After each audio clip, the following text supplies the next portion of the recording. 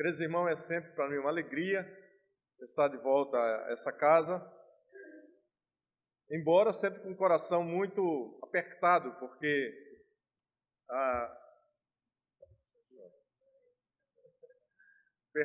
eu sei o quanto os irmãos são bem ensinados nas Santas Escrituras.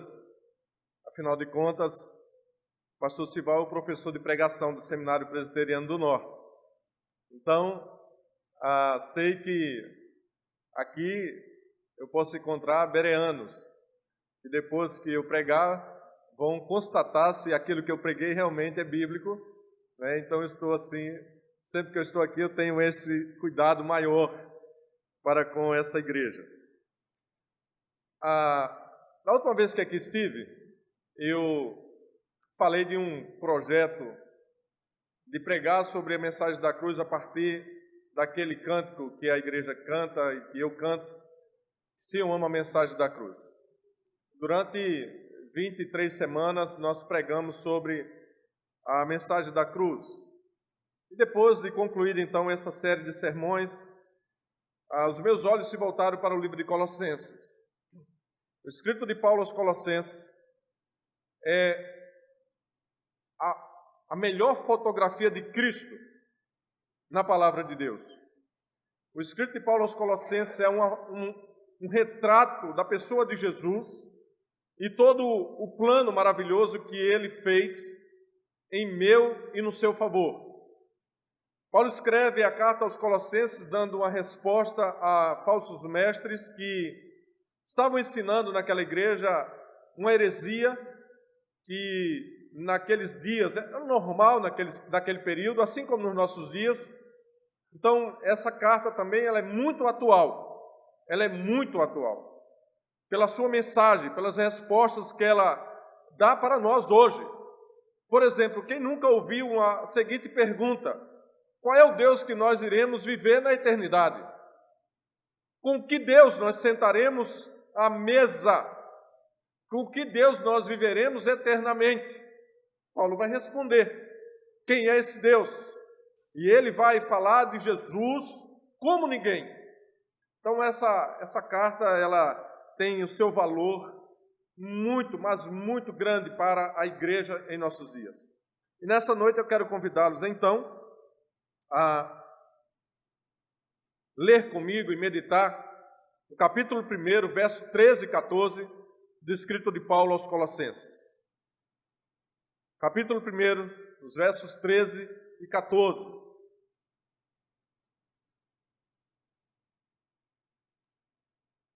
O texto sagrado assim diz: Ele nos libertou do império das trevas e nos transportou para o reino do Filho do seu amor, no qual temos a redenção, a remissão dos pecados. Esta é a leitura da nossa meditação nessa noite.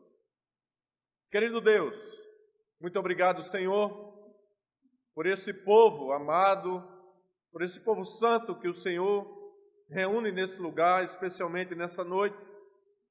Eu quero te pedir, ó Deus, que essa palavra, Senhor, que já falou tanto ao meu coração, que tem falado, ó Deus, aos queridos irmãos na Igreja Presbiteriana do Pina, que tem falado, ó Deus, muito e mais profundamente, ó Deus, e tem me feito crescer no amor, no temor e no conhecimento, ó Deus, do Teu Filho Jesus.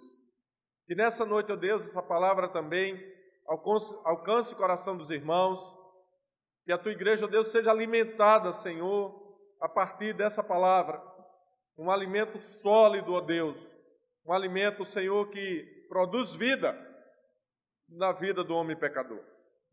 Eu te peço, Deus, que o Senhor me faça fiel nas minhas palavras, nos meus pensamentos, nas pesquisas que fiz e naquilo, ó Deus, que o Teu Espírito colocou no meu coração, para que o Teu povo, ó Deus, saia daqui alimentado com a Tua santa palavra. Em nome de Jesus, o Teu Filho amado, eu te agradeço. Amém. Em uma das suas pregações, o pastor Marcelo Maurício, missionário entre alguns países da Europa, ele disse uma frase que me chamou muita atenção. Ele falou assim em um bodo, um dialeto do norte de Angola. Caculi ualisocá. Caculi. Da papailá to ruma o ruma. Cossi. Esse escrito foi feito por um chefe de tribo daquela parte da África, e quer dizer assim: ninguém é igual a Jesus. Ninguém é igual a Jesus. Procurei por todos os lados e em todo lugar, mas não encontrei ninguém igual a Jesus. Que profundidade dessa declaração daquele indígena. Que profundidade. Quando Paulo ele menciona Cristo nesses versículos, queridos irmãos, de 13 a 23, nós encontramos aqui a alma dessa carta para aquela igreja. A alma, a essência da carta aos Colossenses para o povo daquela igreja e também para nós. E ele começa falando de algo que é muito especial para nós. Ele começa a falar do que Jesus fez pela sua igreja. Ele começa a mostrar a verdade para aqueles irmãos que estavam sendo persuadidos por falsos mestres, por falsos pastores, por falsos pregadores, por falsos professores. É como se eu já ouvi falar sobre isso, quando se contrata um bancário, não sei se aqui tem alguém que trabalha na rede bancária, a primeira coisa que se ensina a alguém que vai trabalhar em caixa é conhecer as notas verdadeiras. Uma semana de treinamento, conhecendo, tateando uma nota verdadeira. O que isso se requer de quem vai trabalhar em caixa? Que na hora que ele encontrar uma nota falsa, a sua sensibilidade quanto à nota verdadeira é tão grande que ele não vai ter dúvida. Paulo, então, ele vai falar exatamente do que é verdade para a vida da igreja. E ele vai mostrar o plano maravilhoso, o plano de resgate que o Senhor fez por mim e por você. Observe que ele vai fazer duas proposições aqui. A primeira proposição é uma proposição negativa, porque ele vai apresentar a nossa vida passada, pretérita, quando nós ainda estávamos no pecado. E ele vai mostrar como éramos e a quem nós servíamos. Observe que o verso 13, ele diz que o Senhor armou um plano de guerra. Russell Shedd, quando vai expor esse texto, ele diz que isso aqui é um plano de guerra. Ele nos libertou do império das trevas. Essa palavra libertou do império das trevas é como se fosse ele pega quem está no lugar e transfere para outro. Esse libertar é transferir. Nós fazíamos parte de um império de trevas, escuridão, miséria, escravidão. E Jesus, ele vai e nos liberta, ele nos tira deste império e nos transfere para outro império. Ele nos libertou do império das trevas. Essa é a proposição negativa desse texto. Essa proposição negativa desse texto, queridos irmãos, diz, ele nos libertou desse império. A Bíblia nos ensina que o mundo inteiro jaz no maligno. Jaz no maligno. Estávamos debaixo do domínio das trevas. É tão sério isso. Essa semana, em um dos jornais da cidade, uma notícia me espantou. Um genro de 79 anos estuprou a sogra de 84. Queridos irmãos, olha o que está inserido no império das trevas. 79 anos. Para uma mulher de 83, quase 84 anos. O que é isso? Não cabe na nossa mente. a não ser essa dependência que o mundo jaz no império das trevas, onde há perversidade e maldade. Os irmãos lembram quando a polícia militar entrou em greve? Aí se diz assim, nós estamos vivendo em 2016, tecnologia, eu posso falar com o mundo através do meu celular, mas a essência do homem não mudou. Todo homem, ele é depravado, todo ele. Bastou parte da misericórdia de Deus para nós, que é a polícia, que são as leis, sair de cena e toda a depravação do coração do homem se manifestou. Toda a depravação, mulheres, crianças, homens, senhoras, colocando em prática essa essência desse domínio de trevas, de depravação, de maldade no coração do homem, e todos nós fazemos parte desse império, e ainda existe muita gente fazendo parte desse império. Esses perversos, queridos, que estão no mundo e são bem reais. Em outras palavras, existe um império do mal no mundo. E esse mal é uma realidade concreta. E o Deus desse mundo é Satanás, chamado também de diabo, maligno, tentador, destruidor, pai da mentira, assassino, príncipe das trevas. E nós fazemos parte desse mundo caído, tenebroso. Mas Deus, com o seu amor maravilhoso, intentou no coração este plano maravilhoso de resgate que Ele fez da minha e da sua vida, da vida da sua família, dos seus filhos, da sua esposa, dessa igreja maravilhosa. Ele nos libertou do império das trevas.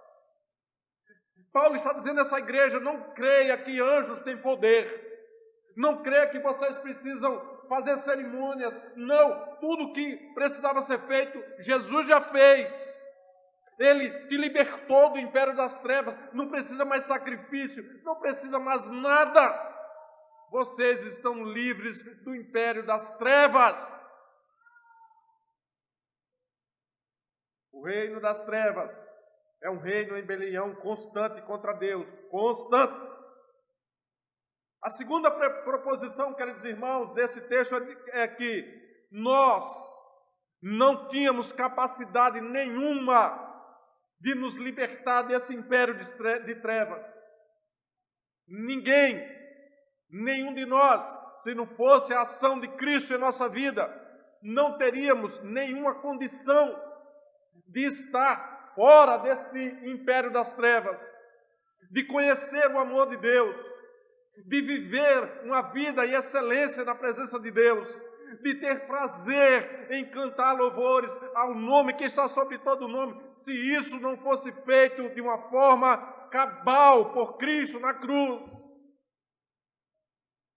Não há um sequer que seja considerado bom a não ser Deus. Paulo está dizendo, por mais que vocês sacrifiquem, por mais que vocês não comam isso, não comam aquilo, por mais que vocês se vistam de saco, nada disso é capaz de mudar uma vírgula na vida daqueles que estão no império das trevas.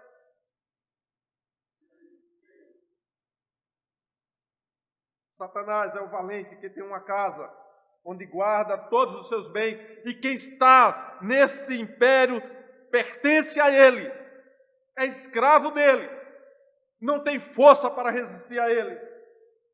Nenhum conhecimento pode quebrar as algemas dessa escravidão, nenhum. A Bíblia diz que Satanás cegou o entendimento dos incrédulos para que não resplandeça a luz do Evangelho.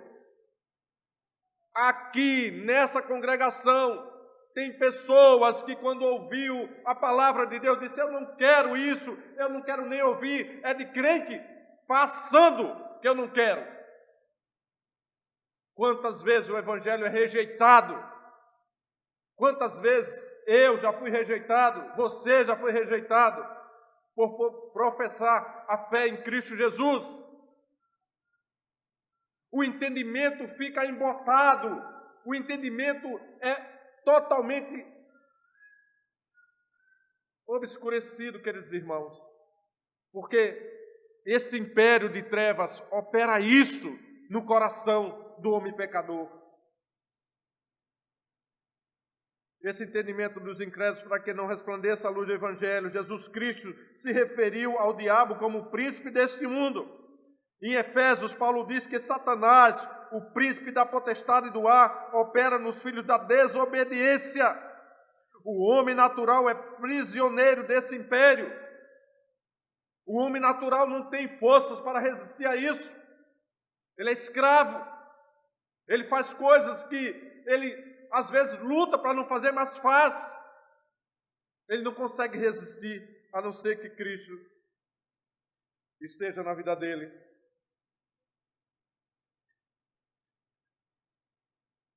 Falando sobre isso, o seu Shedd fala o seguinte: o homem não é libertado por vontade própria, ou por luta própria, não por desesperados esforços, nem por lágrimas amargas e bons propósitos. Ele é libertado por Jesus Cristo, consequentemente, não precisa servir ao cruel inimigo. Nós somos libertados, não podemos mais, nem precisa se fazer mais nada. Não há mais nenhum peso em nossas costas que nós tenhamos que fazer para completar essa obra. Sabe qual era o ensino entre os colossenses? Que Jesus tinha feito uma parte, mas se os anjos não fizessem outra parte, não haveria salvação para ninguém. Os anjos como intermediários para fazer esse plano chegar à sua perfeição.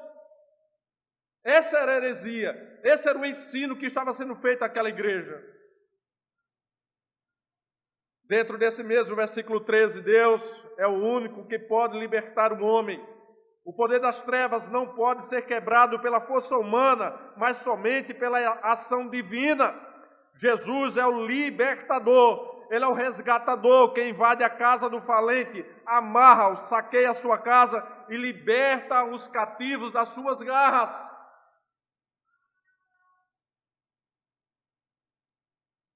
Lutero disse que Satanás é o cachorro de Deus.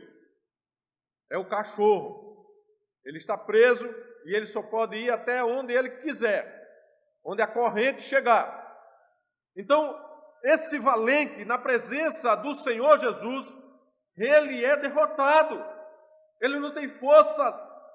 Por que que cremos que uma salvação não pode ser retirada de ninguém? Salvo uma vez, salvo para sempre. Porque o ato de Cristo não pode ser desfeito por ninguém. Não existe uma outra autoridade acima dele. Ele é o resplendor do próprio Deus. Ele é o próprio Deus. Então, a obra que Jesus fez na cruz por mim, por você, querido irmão, foi uma obra única. Ninguém pode acrescentar nada a isso. Ninguém jamais poderá remover isso do meu e do seu coração. Essa é a realidade. Esse valente, ele é valente até o dia que Jesus chega na vida do homem pecador. Esse escravizador, ele tem poder sobre o pecador até a hora que Jesus entra no coração do pecador. Daí em diante, ele não serve mais para nada, ele não age mais de forma alguma sobre a vida desse salvo por Cristo. Por isso que ele nos libertou desse império das trevas. Por isso que ele fez essa ação militar para nos libertar desse império, para nos dar liberdade. A segunda proposição desse mesmo versículo, uma proposição agora positiva. A parte B do versículo diz: ele nos transportou para o reino do Filho do seu amor. Essa agora é a proposição positiva desse versículo, porque ele fez esse traslado, ele fez esse transporte de um lado para o outro. Nós estávamos em um lugar de escuridão, de trevas, de medo, e ele nos trouxe para uma nova vida. Ele nos deu uma nova vida. Ele transformou a nossa vida. Se você fosse fazer um testemunho da sua vida antes de Cristo, como Cristo lhe encontrou, onde você estaria? Qual foi a ação de transformação que aconteceu na sua vida quando você teve o coração invadido pelo convite do Senhor Jesus? É isso que nós passamos a viver em uma vida nova. Nesse reino, era um império, agora é um reino, era um império de trevas, agora é do Filho do amor de Deus. Há uma diferença enorme. É isso que o apóstolo está mostrando à igreja nesses dias. Observe, queridos irmãos, ele não apenas nos tirou da região da morte, como também nos transportou para dentro do reino da luz, o reino do Filho do seu amor. Houve um traslado, uma transferência imediata do império das trevas para um reino de luz. A palavra grega para transportar, ela é traduzida, queridos irmãos, e significa remover de um lugar para o outro, fazer uma transferência, fazer uma mudança radical, muda-se tudo. Isso aconteceu comigo, isso aconteceu com você, isso aconteceu com a igreja em Colossos. Houve uma transformação completa. Essa expressão de transportou, ela era muito usada nos dias do apóstolo para descrever um costume de trasladar a população vencida por um reino para outro país. Quebrar a cultura. Quando Daniel e toda aquela linhagem especial foi trazido para servir a Nabucodonosor, era exatamente isso que Paulo estava descrevendo que tinha acontecido com aqueles irmãos. O mundo de antigamente e agora a realidade. Ele nos fez viver nesse reino, ele agora nos faz viver no reino do Filho do seu amor.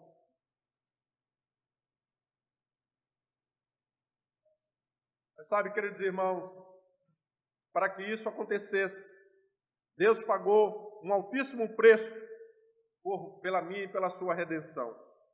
Ele nos comprou não por ouro ou prata, mas com o sangue precioso do seu Filho amado. Não foi nada mais, nada menos do que isso. Ele nos comprou com a vida do seu Filho. Ele trocou a vida do seu Filho pela sua vida.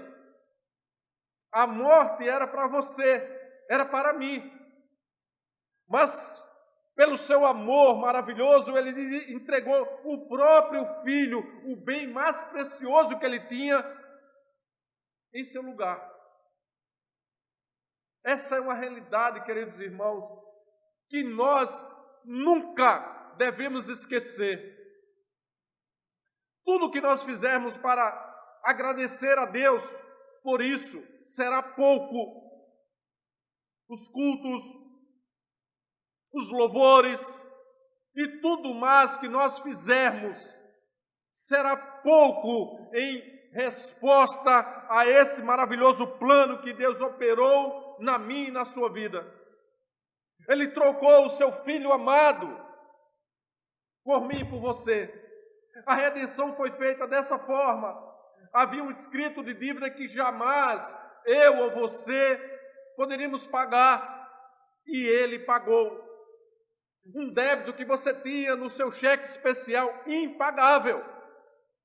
3 milhões de reais, 4 milhões de reais negativo no seu cheque especial. E um dia você chega no banco e o seu débito foi pago totalmente e ainda tem na sua conta 4 milhões positivos. Pense nisso. É algo muito pequeno para o que Deus fez, mas é algo que nós podemos compreender dessa forma. Nós tínhamos um débito impagável. E o Senhor foi lá e assumiu este débito. Mas que débito era esse, pastor? Quando foi que eu contraí esse débito? Quando os nossos pais no Éden pecaram contra um Deus santo. Quando eles desobedeceram no Éden, todos nós fomos contaminados, porque todos nós morremos com Adão e Eva no Éden, e ressuscitamos, e temos uma nova vida através da morte de Cristo. Foi esse plano de redenção que o Senhor fez acontecer na minha e na sua vida. É esse plano que Ele nos libertou do império das trevas e nos transportou para o reino do Filho do seu amor, através da regeneração e da redenção que Ele fez em nosso coração. Que coisa maravilhosa! Como as pessoas trocam isso por uma teologia falsa, barata, por um falso evangelho de promessas vazias, de simbolismo, de fetiche, de tantas coisas que Paulo, se tivesse vivendo em nossos dias, escreveria talvez uma carta muito mais severa do que essa. Ontem, em um trabalho que aconteceu na Grande Boa Viagem, nós somos a terceira maior potência cristã do mundo. Imagine como nós, como crentes, como cristãos no Brasil, temos feito algo por essa nação. Nós somos colocados todos em um só recipiente. Ali estão aqueles que creem em Jesus, que fez a redenção em nossa vida, e aqueles que vão em busca de Jesus, trocando o poder de Jesus por uma rosa, por um sal, por uma água e por tantas outras coisas. Mas todos nós estamos no mesmo recipiente. Paulo está falando, não adianta nada mais do que isso, a redenção já foi feita, o preço foi pago, não vão atrás disso. Isso é falso.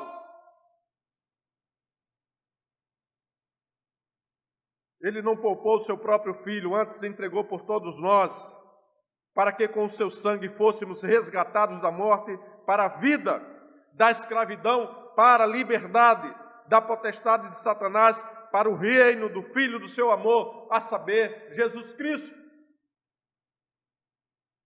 no qual nós viveremos a eternidade ao seu lado. Agora, veja que coisa interessante. Deus pagou esse alto preço não a Satanás. Novamente, não vale nada e não tem nada. Entendam isso. O preço pago na cruz para a redenção dos nossos pecados foi pago por Deus ao próprio Deus. A ira de Deus está de encontro ao nosso pecado e só há uma solução para isso. Só há uma blindagem para isso. O sangue do próprio Deus é que nos livra da ira do próprio Deus. Não foi a Satanás. Satanás não tem nada com isso. O próprio Deus entregou o seu Filho para que a sua ira não nos alcançasse. E quem é Jesus? Jesus é Deus. Ele está na triunidade celeste. Jesus já existia antes dos tempos. É Ele quem é a delícia do próprio Deus. Tudo foi criado para Ele e por Ele. E para a sua alegria e seu prazer, diz o texto, se vocês continuarem lendo. Ele está acima de toda a potestade, de tudo que existe. É Ele. O sangue do próprio Deus, pagando ao próprio Deus, para que a sua justiça fosse estabelecida em todo o mundo. Ele não pagou nada a Satanás. É um grande engano e uma grande heresia afirmar que Deus pagou o preço dessa redenção a Satanás. Esse príncipe das trevas não é dono de nada, nunca foi e jamais será. É enganador, pai da mentira, nada mais do que isso. Não precisa ter medo dele, não precisa temê-lo, porque ele já está derrotado. Nós conhecemos o fim da história. Nós já lemos a última página do livro.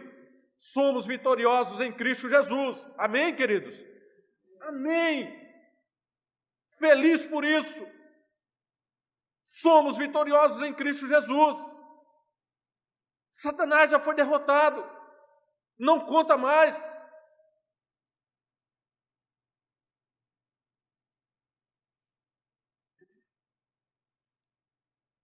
Deus quebrou o cativeiro no qual estávamos presos e nos transportou de lá para o seu glorioso reino. Como Deus é justo e nós, pecadores, não podíamos ser justificados sem que a lei fosse cumprida e a justiça fosse satisfeita. Então Deus providenciou um substituto perfeito para o meu e para o seu lugar. Jesus, o único que não conheceu o pecado, viveu entre nós, teve sono, teve sede, cansou, precisou de descanso, passou 40 dias no jejum.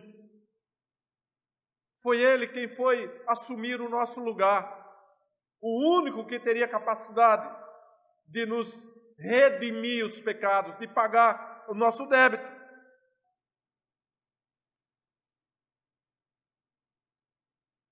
Deus, queridos irmãos, nos perdoou através do seu Filho. Além dos resgates, do transporte para o reino de Cristo e da redenção realizados no passado e no presente, temos ainda o perdão dos pecados. O perdão removeu a barreira entre Deus Santo e o pecador. Antes, apenas o sacerdote, depois de se purificar, depois de uma série de providências, e ainda entrava no lugar santo dos santos, com uma roupa cheia de sinalizadores, com uma corda amarrada no meio, porque se ele fosse fulminado na presença de Deus, quem entrasse seria sendo fulminado, ele seria puxado. Antes era assim. Mas o véu foi rasgado de baixo para cima, não, de cima para baixo. O homem pecador, eu e você, podemos nos achegar até o trono da glória, porque Cristo é o nosso advogado, é Ele que advoga as nossas causas.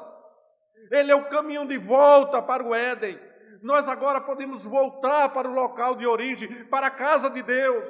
Os anjos que ficaram com espadas para que o homem não voltasse, agora eles baixaram as espadas, porque nós somos marcados pelo sangue do único perfeito e podemos chegar à presença de Deus. Isso tem que tocar fogo no seu coração, querido irmão, querida irmã. Alegria de que isso é uma realidade na nossa vida.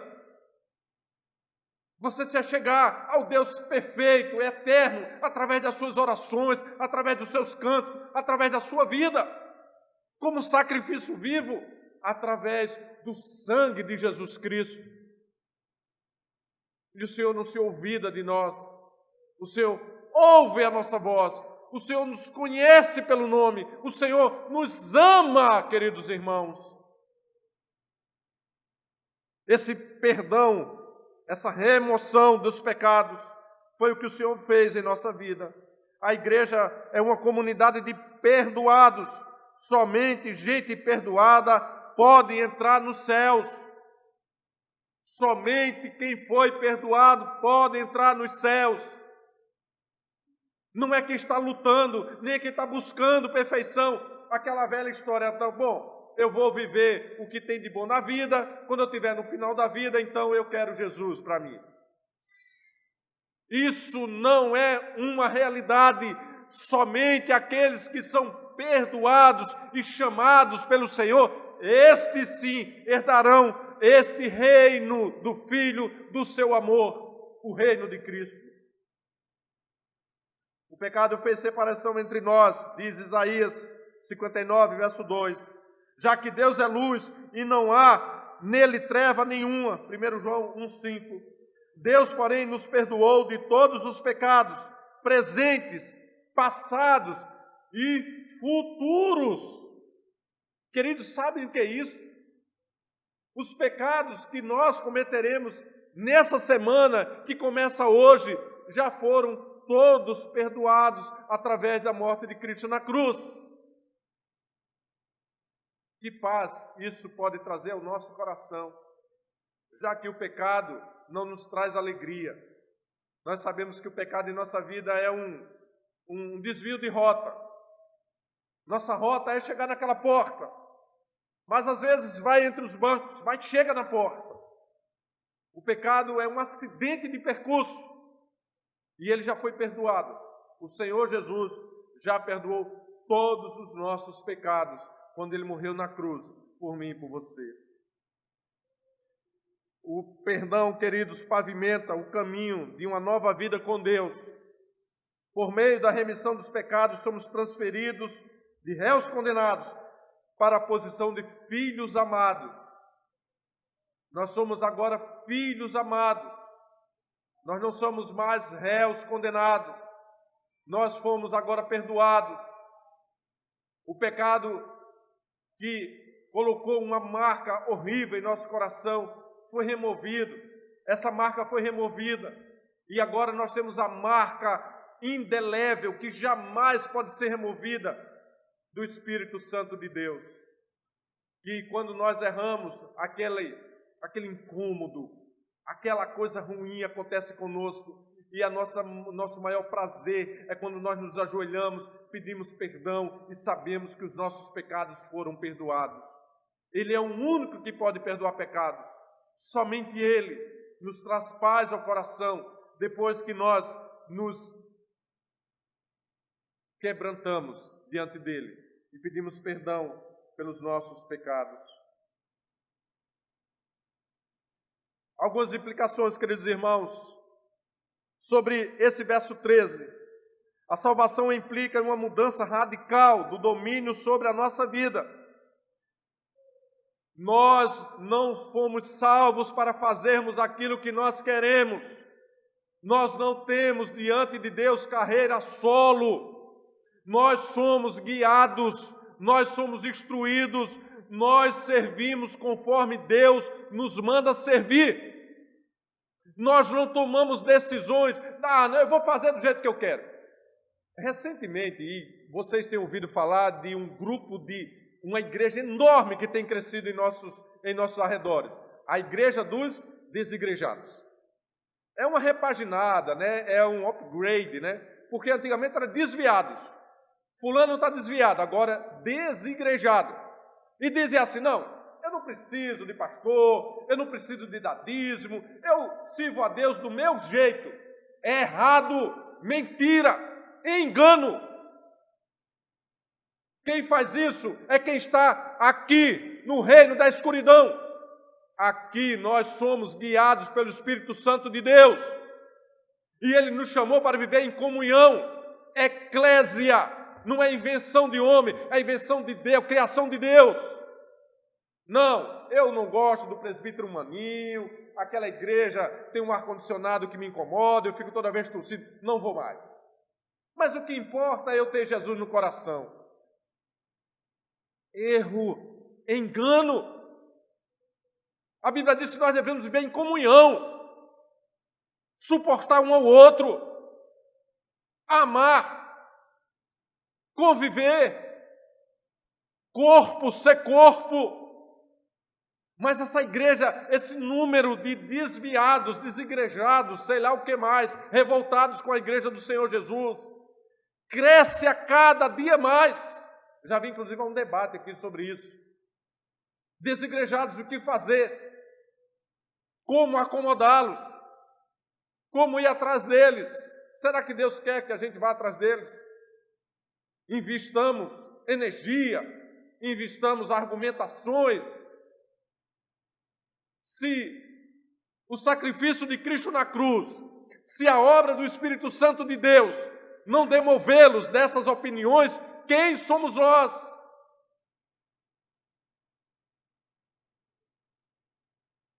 A salvação implica em uma mudança radical de domínio sobre a nossa vida. Antes estávamos no império das trevas, sob o domínio cruel e opressor de Satanás. Antes estávamos no cativeiro do diabo, acorrentados pelo pecado. Agora estamos livres e salvos. Que diferença, que mudança de vida. Somos livres e salvos. Servimos a um Deus que nos libertou, que promove em nosso coração a alegria de servi-lo. Não há peso em servir ao Senhor. Não há peso, não há jugo. Há sim, mas um jugo leve, um jugo de satisfação, não peso. Poxa, pastor Sival, quer que eu vá na igreja no domingo? Eu não queria ir no domingo. Não é isso. Você não vem por conta do pastor Sival, não vem por conta do presbítero Maninho. Você vem porque você tem no coração o desejo de adorar a Deus, em comunidade, em família. em comunhão. Ouvir a sua palavra e ouvir, às vezes, o testemunho do irmão que fortalece a fé. Que não seja peso, nem deve ser peso para nós, mas que seja algo prazeroso, que quando você não participa, você fica pensando, meu Deus, eu não fui, eu estou sentindo uma falta tão grande de não ter ido à igreja, de ter faltado ao ensaio do grupo de louvor, pelo compromisso que eu tenho com o Senhor. Implica em mudança de vida, queridos irmãos. A salvação também implica em mudança de devoção do nosso coração. No reino das trevas servíamos a um príncipe carrasco. Ele nos oprimia, nos escravizava e nos mantinha prisioneiros para a morte antiga. Mas agora vivemos num reino da luz, no reino do amor, da paz e da vida eterna. Há uma mudança muito grande entre um estado e outro estado. O verso 14, ele vai falar assim: no qual temos a redenção, a remissão dos pecados. Então, queridos irmãos, Deus nos redimiu para sermos sua propriedade exclusiva. Isso é maravilhoso para mim e para você. Nós temos um dono. Nós somos propriedade de Deus. Imagine você ser propriedade de quem criou tudo e todos. Tem um negócio que tem nos carros, né? Eu não sou fraco, né? Eu sou filho do rei e irmão de Jesus. Um negócio desses aí. É uma bobagemzinha, mas que mostra-nos como isso é importante para nós. A carteirada agora não vai ser simplesmente a carteirada do pastor Sival ou de Maninho. Eu sou propriedade exclusiva do Senhor, Criador dos céus, Criador da terra, Criador do ar, tudo. Eu sou propriedade exclusiva desse Senhor. Antes não, mas agora eu sou essa propriedade exclusiva de Deus. Deus nos redimiu para sermos sua propriedade exclusiva. A redenção, queridos irmãos, significa libertar um prisioneiro ou um escravo mediante o pagamento de um resgate. Deus nos comprou e agora somos sua propriedade particular. Vocês entendem o que é isso? Como o Senhor, Ele se importa conosco. Você é grato a Deus por esse dia, você já agradeceu a Ele por esse dia. Por sua família.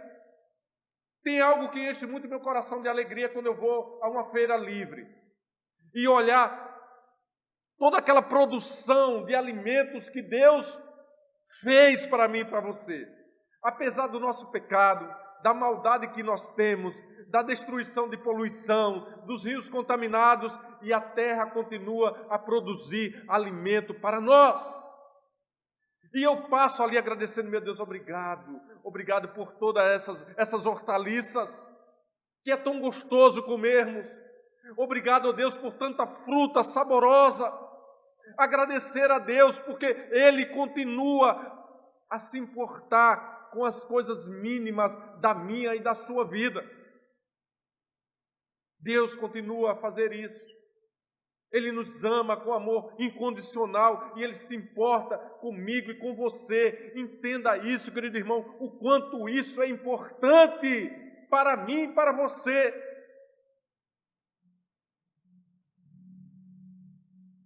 Somos de Deus por direito de criação. Somos de Deus porque Ele nos criou. Nós não surgimos de uma lama, não surgimos de um inseto, de um germe. Ele nos criou. Porque Ele nos criou à sua imagem e semelhança, também somos dele por direito de redenção, porque Ele pagou o preço por mim e pela sua vida. Isso implica, queridos irmãos, em nós cada vez mais querermos servir a esse Deus. Ele nos criou e Ele nos redimiu de uma morte eterna.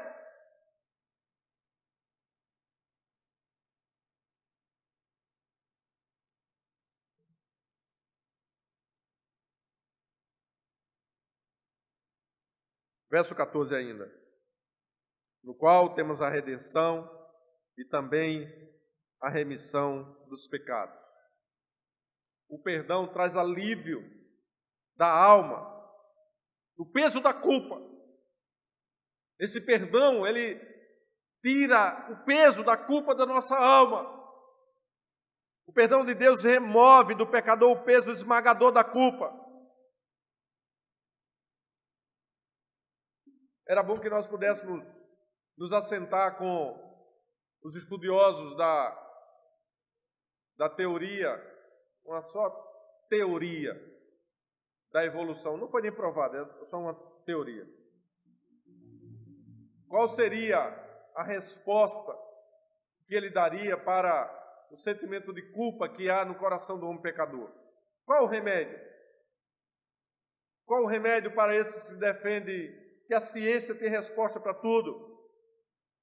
Qual é a resposta para um homem que, ao procurar sentido da vida, vai lá na Universidade Federal, no 15º andar do Cefiche e pula, porque não encontra sentido para a vida?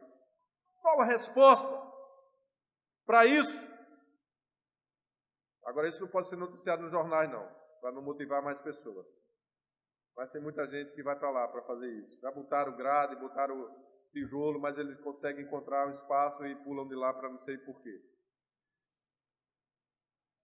Pergunte aos grandes artistas se eles são capazes de eliminar da consciência a culpa através da música, ou da pintura, ou da poesia, ou da riqueza, ouro, ou qualquer outro poder. Jamais poderá tirar o sentimento de culpa do coração do homem. Há um relato de um jovem empresário carioca, e ele diz que, antes de conhecer a Jesus, ele saía nas noites e depois, ao chegar em casa, em seu apartamento, luxuoso apartamento, um dos lugares mais caros do Rio de Janeiro, ele disse que ele se colocava embaixo do chuveiro para gastar toda a água da caixa da água daquele prédio, com o objetivo de tirar de si o sentimento de culpa e peso pelas coisas que ele praticava quando saía nas noitadas. Então, esse sentimento de culpa, esse peso, ele é aliviado do coração do homem quando ele recebe o perdão através do sacrifício de Cristo na cruz. Em Jesus, todavia, nós encontramos aquilo que o nosso coração mais deseja. Esta é uma realidade de consolação difusa e ditosa, que espalha e contamina todos.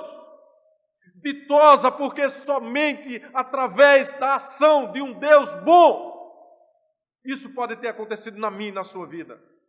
Agora nós podemos, sem medo algum, nos apresentar diante de Deus.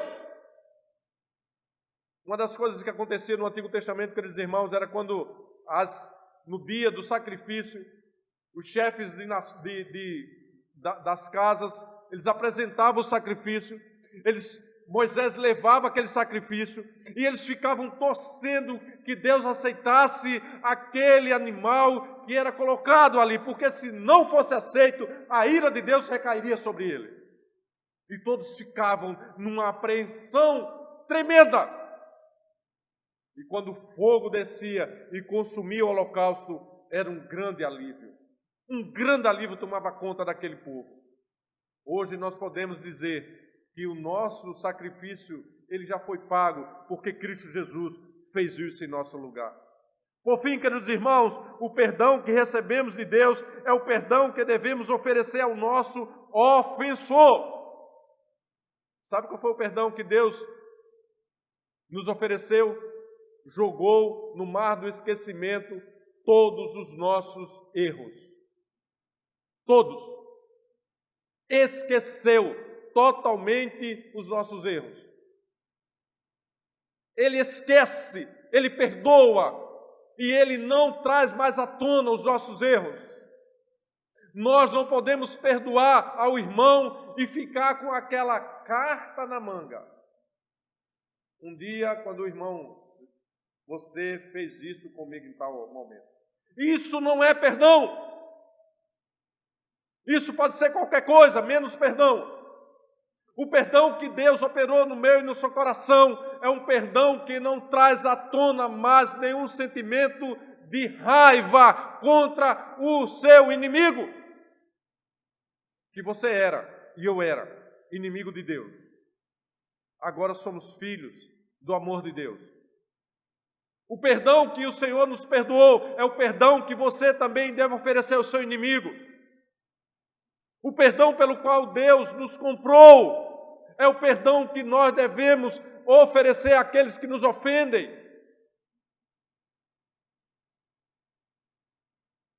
Marcelo Maurício conta que na Rússia, em uma igreja com pouca gente, o pastor pregava sobre dar a outra face quando o inimigo bater no lado, dê o outro lado. Eis que de repente se levanta um homem com quase 2 metros de altura e vem de encontro ao pastor. Os diáconos ficaram atônitos. Pastor, o que o senhor está pregando é verdade? É. Ele deu um soco no pastor. O pastor caiu, levantou. Os diáconos partiram. Ele disse, não. O senhor continua a dizer isso? Continuo. E ele dá o segundo soco no pastor. Quebrou o nariz do pastor. O pastor levanta. E agora, pastor? Eu continuo dizendo que o Senhor nos dá perdão para que nós possamos perdoar os nossos inimigos e dar o outro lado da face. E esse homem sai dali com o coração contrito com aquilo que ouviu, mas não de forma nenhuma ele entendeu aquilo.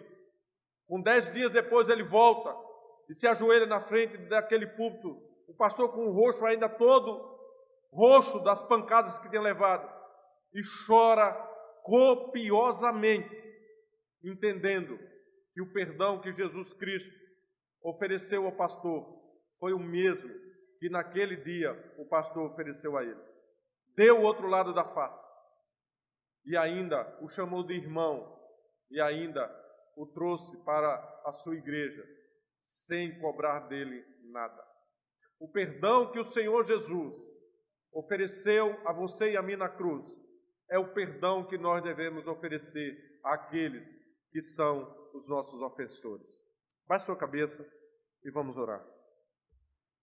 Querido Deus, obrigado, Senhor, pela Tua palavra. Obrigado, Deus, pela transformação que o Senhor operou na minha vida e na vida de cada um dos santos que aqui está nessa noite, que vieram trazidos pelo Teu Espírito Santo para cultuar o Teu nome. E o Senhor, Deus, fortaleça a fé de cada um dos Seus filhos. Que eles nunca esqueçam, ó Deus, de quem eles são propriedade. Que eles nunca esqueçam, ó Deus, do alto preço que foi pago na cruz por suas vidas, pela vida das suas famílias, pela vida dos filhos, pela vida, ó Deus, de cada lar que, representado nessa noite, fazem essa comunidade, essa eclésia, ó Deus, essa igreja do Senhor. Que a Tua palavra, ó Deus, encontre no coração dos Teus filhos guarida, e que essa palavra, ó Deus, fervilhe no coração dos Teus filhos, como uma forma, ó Deus, de alimento e de robustez de sua fé. Obrigado, em nome de Jesus. Amém.